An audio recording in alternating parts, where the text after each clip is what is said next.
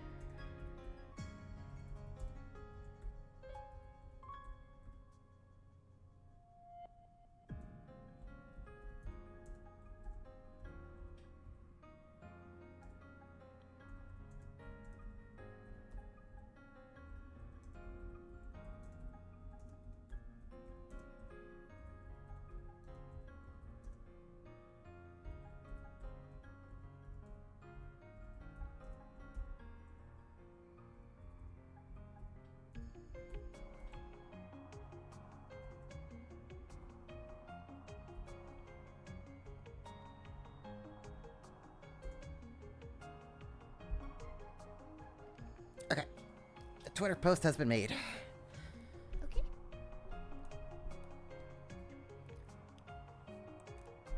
So we'll just give it a couple more minutes, and we'll just like wait 5 or so minutes, see if get some people to show up here, and then I'll just jump into it.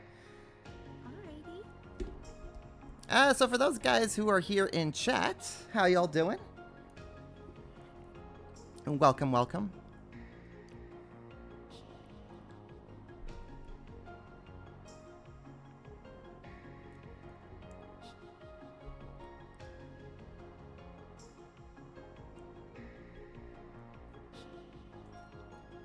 I guess while we're here, we could do a little bit of a sound test. Leona, if you could just ramble on for a little bit to see if people can hear you over the game. Okay. Hi everyone. I am Leona Renee. I have worked and localized a bunch of games. I've worked in localization for a really, really long time. I worked specifically in video games from 2011 to 2024, basically. And yeah, that's me. I worked on a bunch of titles. Hey, how's that chat? Were you, is she good audio-wise?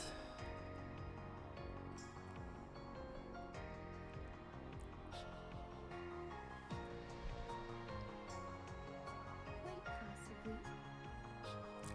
Possibly. Just in case, I'll see if I could try to boost you up here. Okay. She needs to be louder. Okay, let's see how we can get you boosted up. Let's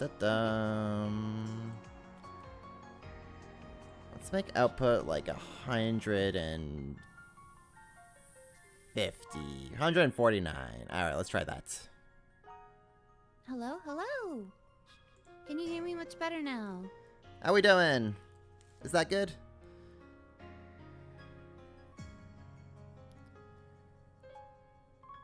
Much better. Much Sweet.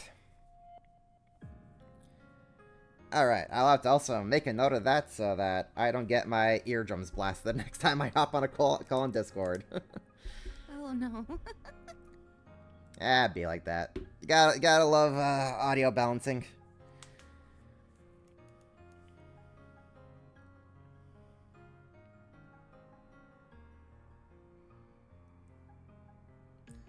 Though I guess it would also be okay to show you a little bit if anyone here is a Grand Blue Fantasy fan, and particularly a fan of fighting games.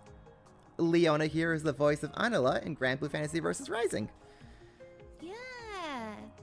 If you love Grand Blue Fantasy, you're in good company. So do I. Oh my gosh. I have gone down the biggest Grand Blue hole this year, Leona. You have no idea.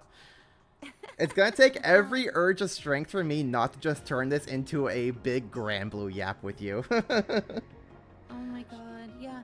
I could definitely go on about Grand Blue Fantasy. Oh my gosh. If I ever stream the main Grand Blue game, I may want to have you back on just so that you and I can yap about it together. Oh my goodness. I mean, I didn't work on the thingy, but Yeah. I am a fan. Yeah. But yeah, like Grand Blue is I got way into it probably like 8 years ago, and I'm still like the hugest fan Still of going. it. It's so cool. It's a Have you? gotcha game that I definitely have expertise in. Yeah. Have you also played Relink? I did. Yes, I did play Remake. Yeah, It so was really, good. really good. Oh my gosh. So then you were probably like around from like when they initially announced that to like years ago, right? Oh yeah, I remember when they initially announced it. Yeah, that must have been such a long way for you to see from announcement to its release. It was, but I mean, I'm usually fine with waiting for a game to come out. It Yeah. doesn't really bother me. Right. But that was like Well, that was a it's just long like- wait though. That was like what 8 years between announcement and actual release. I think it was a little less than that, but it was definitely a long time. Yeah. But I'm It was glad like the game 6 came years out the worth. way it did. It stuck the landing. It stuck everything. Everything about it was just so beautiful. I absolutely loved it. Yeah, it was really, really good. I loved the music and the gameplay. Yeah. The characters I always loved, but just being able to play them in a different way was really, really fun. Oh, for sure. And those visuals are just so spectacular. hmm It was gorgeous. Yeah, I'm hoping that they come out with like a Relink 2 or some type of successor and like they add even more characters. Like how crazy would it be to like get Anila in that type of gameplay system? That Just would be just having pretty her like cool. running around with like riding sheeps would be so funny. I wouldn't complain. That's for sure. Fingers crossed. Fingers crossed. Yeah. Anyways, this is what I mean about like I could easily just turn this into like Forget Trails. We're just gonna be yapping about how cool Grand Blue is. Oh. Yeah. Hello. Hello. Hey, Mystic, how you doing? What? I suppose. Are we good to get started? Yeah, I think we can. We've waited around long enough. I think we can go ahead and begin. Yeah. All right, cool. All right, everybody, how y'all doing? Whoops, controller. All right, game should pop up at some point. Game should pop up at some point. There we go.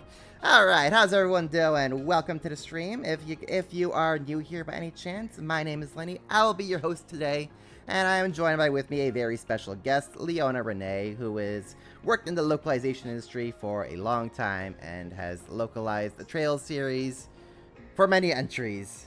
So everyone, please welcome her here. Hello, everyone. Nice to meet you or see you again.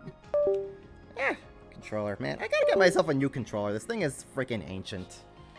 Oh no. It's like a 360 controller I'm using from like 15 years ago, so the wiring has kind of gotten loose. So like if I just like nudge it in a wrong way, it's just gonna like disconnect itself for a second. So. Oh wow. Yeah, I can't do Xbox controllers. I'm very much a PlayStation controller person. Oh yeah, yeah. I was an Xbox kid for a while, so like I'm used to their controllers. Oh. Yeah, I actually haven't seen too much final gameplay of Trails through Daybreak. Ooh, really? Oh, Final release version. nice. Well then, I guess this will be a nice little treat for you. We're here in chapter 2 during the Aaron chapter.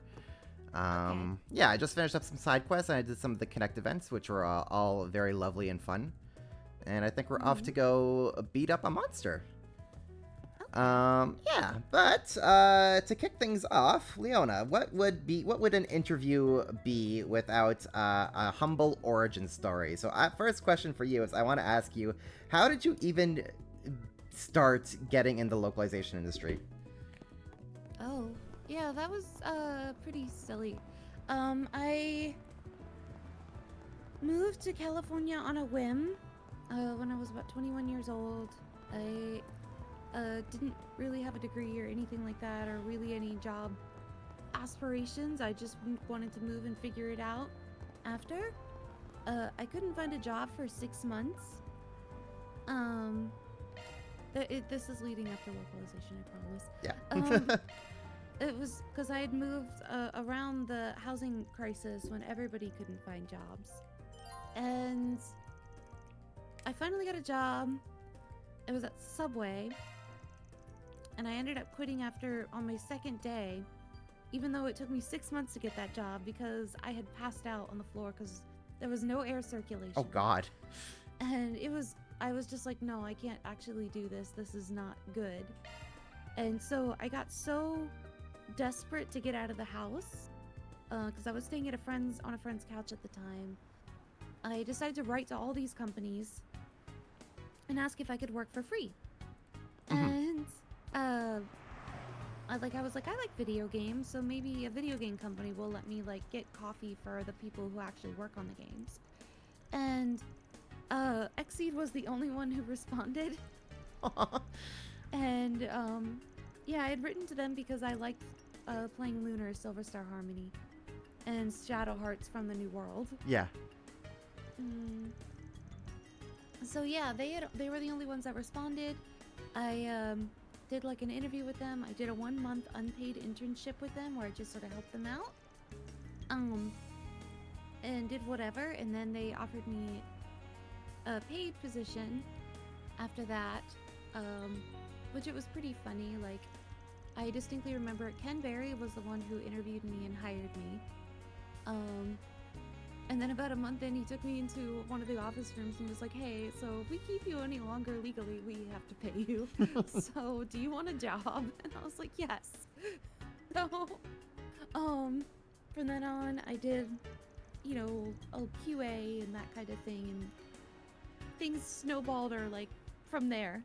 Right. So it wasn't really a plan to get into localization. I sort of fell into localization, but I mean, I'd always been like a person who liked writing a lot. Like, I mean, I had to take like an editing test upon joining the company, and I passed that.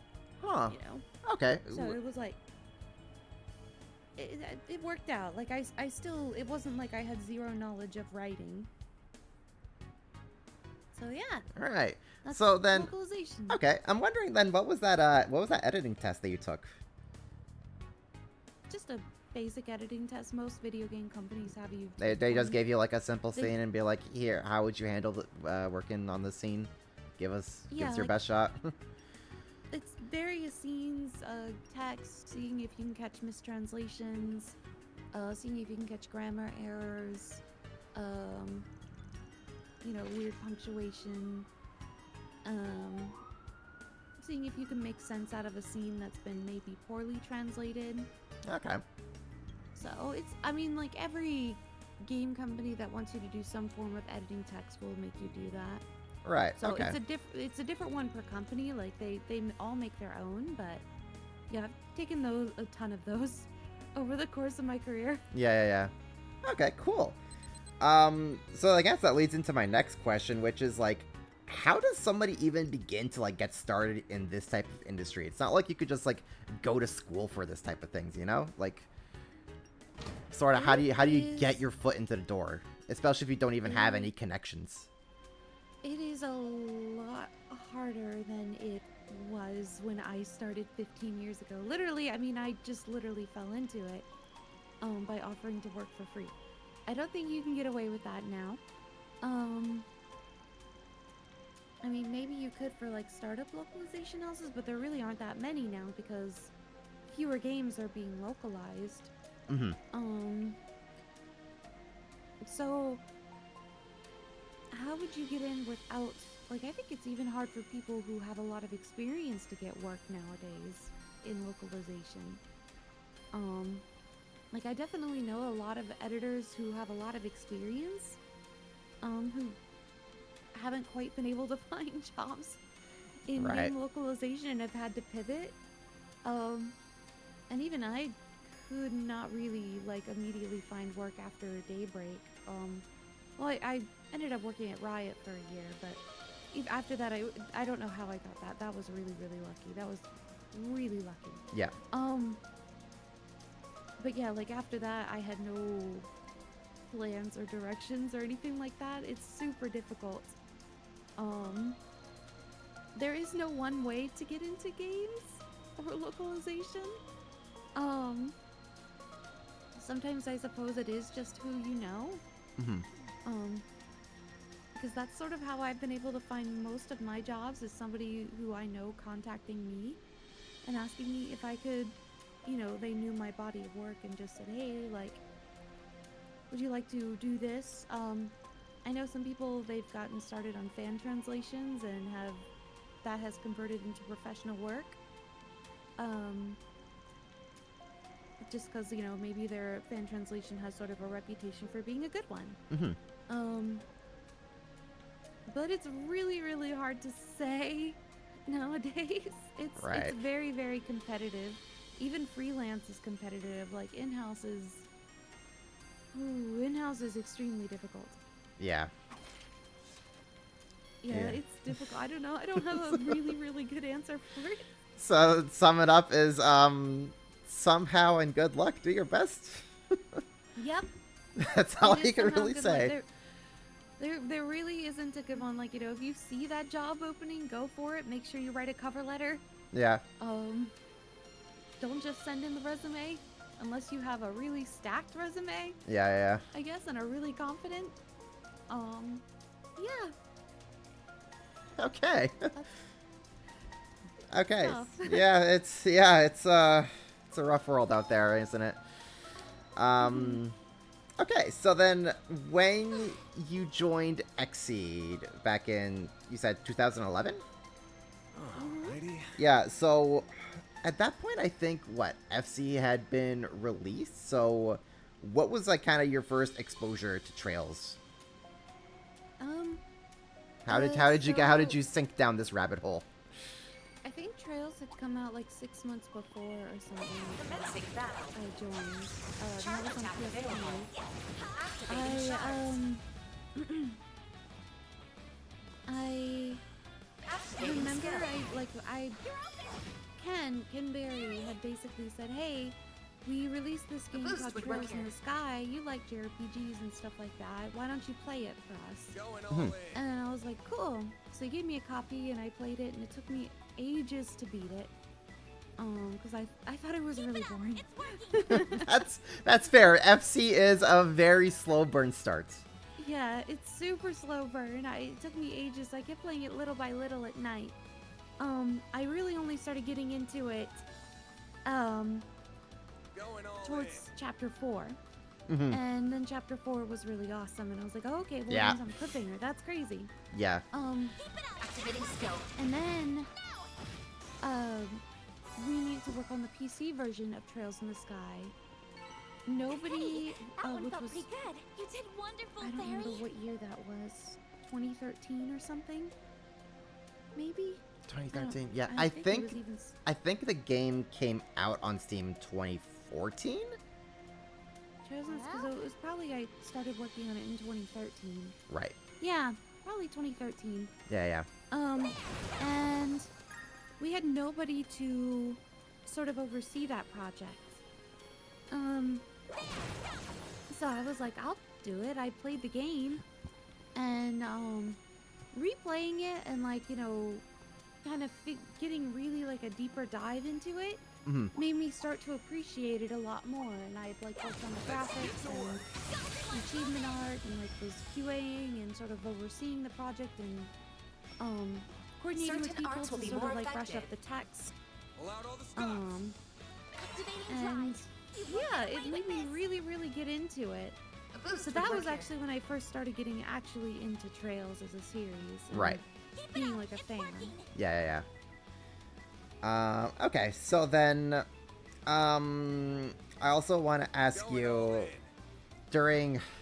during that span between 2011 and 2015, there is a now very well documented article about how difficult second chapter's localization was like. Are you able to kind of maybe talk about what was it like kind of from an inside perspective of how the second chapter localization was going? So I think that was mainly Jessica Chavez who was responsible for that, right? Jessica talked about how hard FC was. FC. Oh. I thought it was... Yeah. Keep it up. It's working. But the article was about SC. And yeah, that was hell. Yeah. Going all in. That was a hellish localization. It was one of like I basically didn't sleep for months. Like kind of brushing up text and trying to make sure things were consistent and basically like it had been worked on for a while. Going all in. It came to us. This'll hurt. I don't know how many Activating episodes I skill. want to get into it with that. Flinched. But it required a lot of work to be done within a very short amount of time. Our deadline was approaching. So yeah, I didn't sleep at all during that time. I literally would sometimes come into the office at 9 a.m. and would be still like everybody would go home at 6 p.m. I would go to Starbucks and get like a quadruple shot. And then I would work all night and people would come back in at 9 a.m. and I'd still be there. Gosh. And that was pretty much all the time. Like anytime I was not sleeping, I was there working on SC for a while. Ooh, that sounds in some rough. way, shape, or form. And it definitely drove me insane. It was not healthy. It was really, really rough. Yeah. Yeah.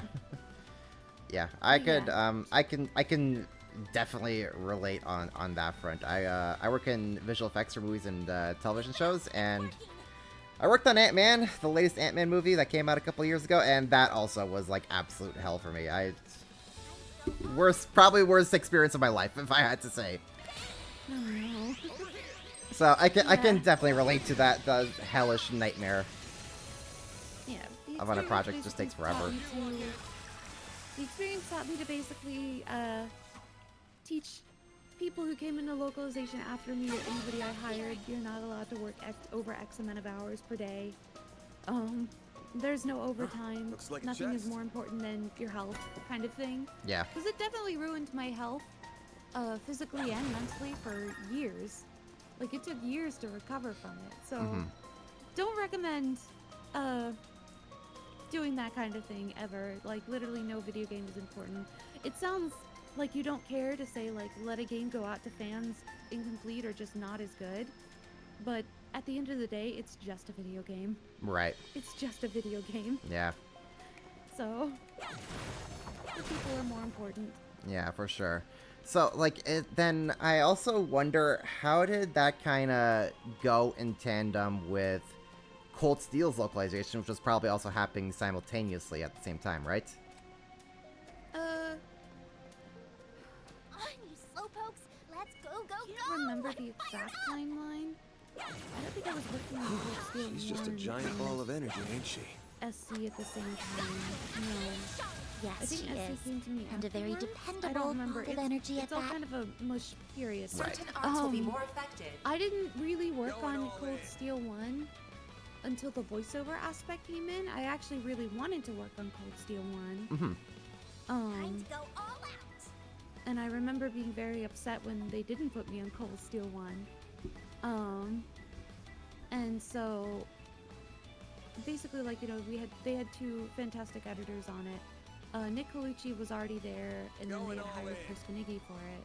Yeah. And I was just like, oh, you hired somebody instead of letting me work on it. I Right. want to be an editor on this project. I was very upset. Right, right. But because I had worked really, really hard, and yeah, maybe it was Cold Steel 1 around that time, but like, no, I don't remember.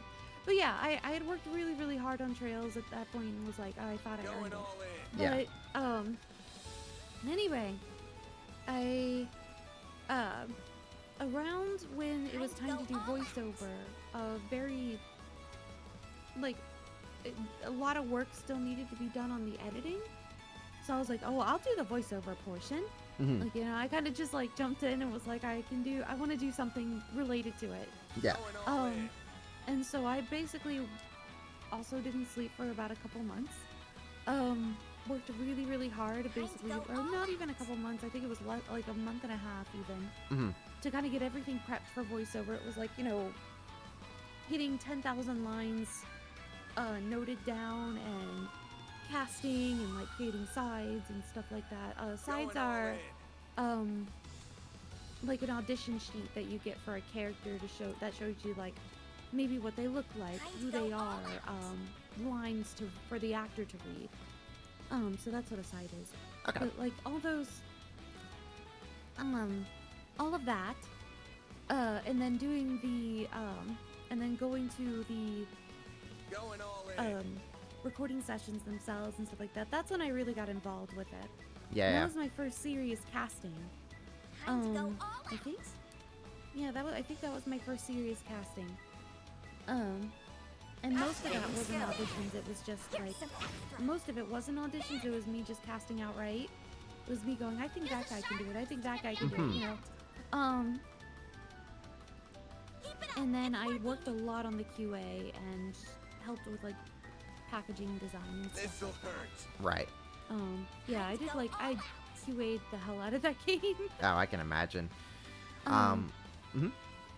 But yeah, so then, doing all of that is what got me to be the project manager for Cold Steel 2, or producer for Cold Steel 2. Nice. Speaking of casting, I was gonna ask this a little bit later, but since you brought it up, Boost would work here. what was like kind of that casting process like for Cold Steel 1? Like, I wanted to know, like, how were you able to find like each voice actor for all of Class 7? Going all in. Each one? Yeah, if or as much as you can remember, really. Like, how did you kind of know like you really wanted Sean as Reen? How did you know like you really wanted Cassandra as Fee, or like Carrie as Sarah? Keep it up. It's working. Okay, let me go down the list. If I can remember. Sean? I had actually Going heard all him in. do a Activating couple skill. of clips in the first Danganronpa game. And like before casting Reen, I basically was like, I think like Hey, others on the that one team felt had pretty sort of good. like a You vision did to be more perfect, like, Fairy. Yuri Lowenthal or something like that. And I was just like, I don't think his voice should be as high pitched. I needed to like, I wanted to hear like a more experienced sound in Reen's voice. Mhm. I wanted him to sound lower than like a standard anime protagonist sound Yeah. was at the time. Because usually they were on the higher, brighter end.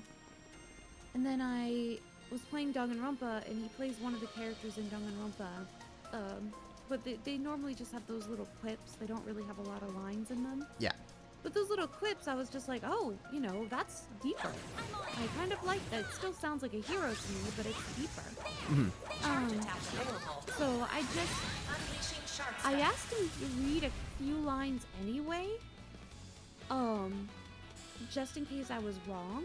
Because I was the main character. I was nervous. But I mean, I pretty much do as soon, like, I pretty much wanted to cast him immediately. A boost And would no work one here. else. And, like, the second I heard his line, like, reading the lines, I was like, yeah, Going let's all bring him in. in. So, Nice. so that was him. Keep it up. It's working. Lucian Dodge. Yeah, Lucian Dodge is Who's Elliot. Elliot? How did you Yeah. land on that? I think I liked his waiver from Fate Zero. So I cast based off of that. Going all in. Did you have any other auditions come in for Elliot, or were you just like solely like, nope, it's Lucian? Keep it up. It's working. And just had him There read. were only 2 characters we did auditions for, really. Or sort of 3. It was Reen where we had, like, Sean read a couple things, and then we had a few people read for Gaius, because I wasn't sure. Going Right. all in. Like, and it was just a handful of people. I don't think it was a full open audition.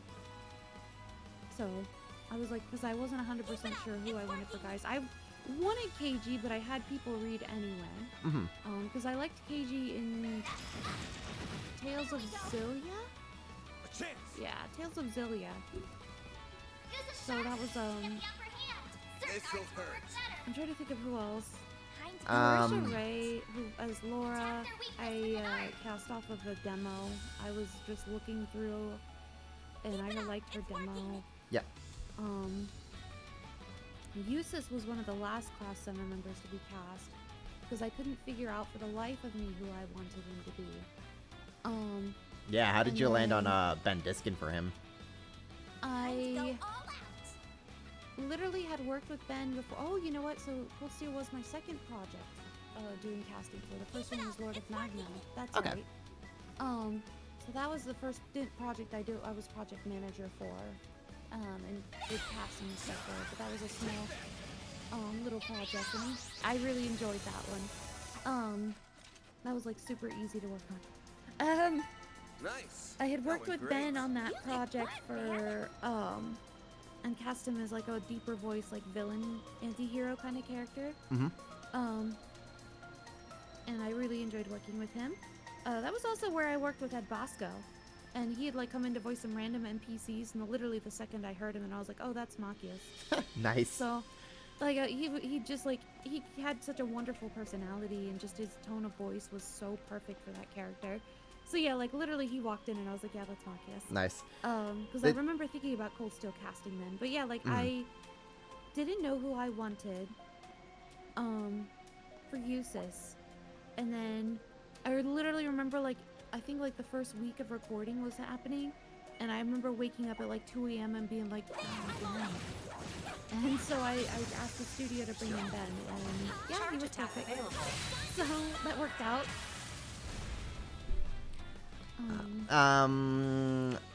I may mispronounce her last name here, so but if I do, forgive me. But Rachel Hirschfield as Elisa. Rachel Hirschfeld, I had heard her in a Rune Factory Going all game. in. I think it was Rune Factory Tides of Destiny, maybe? Okay. Yeah, I thought she had the cutest voice. So So you're I just cast her like, based so, off of that. yeah. Did you have her like do a few line reads just to like make sure that she'd be a good fit for No. Elisa? No, you're just like you just called her up and were like, hey, you wanna voice in this game, or her manager or whatever, and be like, come on down, come on down and get this recorded. Yeah, I had that was most of the that was like literally almost everyone. Aside from like just doing a couple lines for Sean's, for Reen, for a couple lines for Gaius, and then at Going one all point for Vita. I Vita. wasn't sure who, and then Right, yes. I do remember years ago when Nisa had that Cold Steel 3 voice actor panel at AX, Valerie did say that like she was like a temporary Vita voice before you guys found Erica Lindbeck for her. Going all in. yeah, we had like worked with one actor for it that I had cast. It didn't work out. Because like she's a very difficult character. Mm-hmm. And then Val stepped in A boost would work here. to voice temporarily, and I was like, I think there should be a different sound. Like, Going all I think in. it should be a different sound. Like, she did a great job. Obviously, Val's acting is phenomenal. Yeah. And she was like, don't worry, I think I have This'll somebody in hurt. mind. Erica Lindbeck. And I was like, okay, let's, let me listen to her. And she had read some lines, and I was like, yeah, let's bring her in. And she was wonderful. Nice. So, That went great. which You're Erica a true Lindbeck professional, Van. was already growing as an actor at that time, but she really blew up after that. Right. And became like one of the most well-known voice actors in games. Yeah. Um, I forgot a reason. yeah, She's a fantastic voice actor. yes, for good reason. Oh yeah. But yeah, like, and I'm glad that it actually didn't work out for Val, because I told Val, I was like, I'm waiting for the right character for you. And then in Cold Steel 2, Aurelia was there but unvoiced, and I told Val, I was like, this character I think is going to be voiced, and I want you to voice her. Time to go all Even though out. we don't know what her Japanese sounds like yet. I was like, you gotta voice her. And then the Cold Steel, when we did the Cold Steel extra voice Going lines for all in. 1 and 2, at that time the Japanese voice hadn't even been revealed yet. So we had cast the English voice first, and I was like, you're gonna be perfect. And then I heard her Japanese voice, and I was like, yeah, I was right.